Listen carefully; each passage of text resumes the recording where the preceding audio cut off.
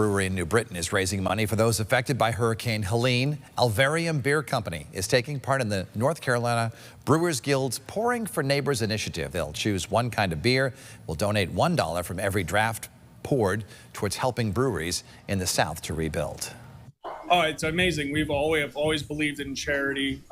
Alvarium, it's one of our values. It's always one of the pillars of Alvarium, and it feels great to be able to help somebody in a whole different state, but still within our industry, and help our other friend breweries rebuild. Alvarium is also encouraging other breweries across Connecticut to take part in this initiative. Joe.